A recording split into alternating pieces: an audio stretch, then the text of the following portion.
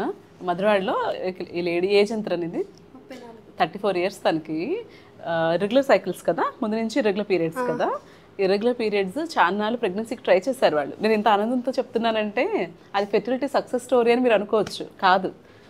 అయినా సరే I'm very happy with her decision. అదేంటంటే ఒక 5 ఇయర్స్ పెళ్ళైన తర్వాత తను ట్రై చేసింది.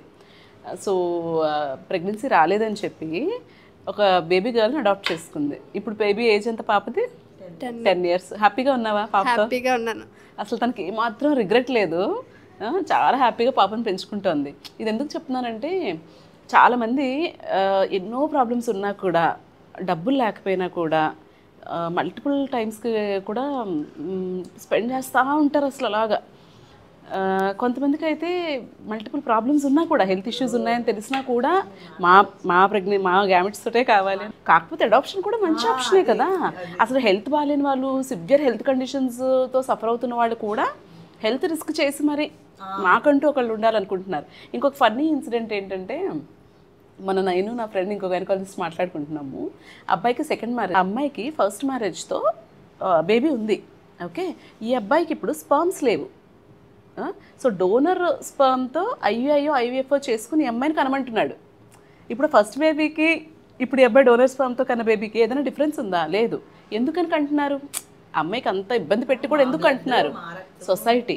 అబ్బాయి రక్తం కూడా కాదు కదా అది, అబ్బాయి జెనెటిక్స్ కూడా కాదు, వేరే వాళ్ళ స్పర్మ్తో. ఎందుకంటే సొసైటీ కోసం, సొసైటీలో వీళ్ళకి పిల్లలు పుట్టారు అని ఒక స్టాంప్ కోసం. ఎందుకు కావాలా స్టాంప్స్? అసలు మంచి పని చేస్తారు, చక్కగా. మేమైతే చాలా హ్యాపీగా ఉన్నాం మేడం. చాలా సఫర్ అయిపోయాను నేను. ఎగ్జాక్ట్లీ, ఫ్యామిలీ సపోర్ట్ చాలా. అవును, వాళ్ళ ఫ్యామిలీ ఓకే అవ్వాలి కదా, వాళ్ళ హస్బెండ్ ఓకే అయ్యారు, అంత హ్యాపీగా చూసుకుంటారా పాపని. వాళ్ళ అత్త మామగారు కూడా అమ్మ ఏం చేస్తుంది అసలు? నిజంగా మేడం చాలా కాదురా, మనకు పుడితేనే పిల్ల కాదు కదా. నీ కనున్నా సరే నువ్వు ఇలాగే చూసుకునేదానే కదా నీ పాపకి. అండ్ దట్టు అడగకపోయినా సలహాలు ఇచ్చేవాళ్ళు ఎక్కువ ఇన్ఫర్టిలిటీ కపుల్స్కి కదా. అదేదో అబ్బా ఎన్ని దారుణాలు చేశారో చాలామంది. అంబిలికల్ కార్డు మింగేశారు కొంతమంది, 1, 2 కాదు అసలు. మింగితే నాటు వైద్యం మింగితే పిల్ల హెల్త్ పాడైపోతుంది. నేను అలాగే పాడైపోయి ఇంకా ఆపేసాం, వదిలేస్తే ఇంకా మంచి టైంలో మంచి డెసిషన్ తీసుకున్నావు. నాకు చాలా హ్యాపీగా ఉంది అసలు. నేను ఇప్పుడు రావడానికి కారణం కూడా పాపే. నేను ఇక్కడికి రావడానికి అయితే మాత్రం 2-3 వాళ్ళ అమ్మకి బాగుండట్లేదని వాళ్ళ పాప పంపించిందంట నా దగ్గరికి. మనం పెట్టిన దాన్ని బట్టే పిల్లలు యాక్సెప్ట్ చేస్తారమ్మా. ఇప్పుడు కొంతమంది అది ఒక ట్రెండ్ అయిపోయింది. ఒక బేబీ ఉంటేనేమో ఆడుకోవడానికి తమ్ముడో చెల్లో కావాలని ఇంకొక బేబీ అంట. వాళ్ళు మేము ఇద్దరం అయిపోయాము అంటే ఇంకా 3వ బేబీ కూడా వస్తున్నారు.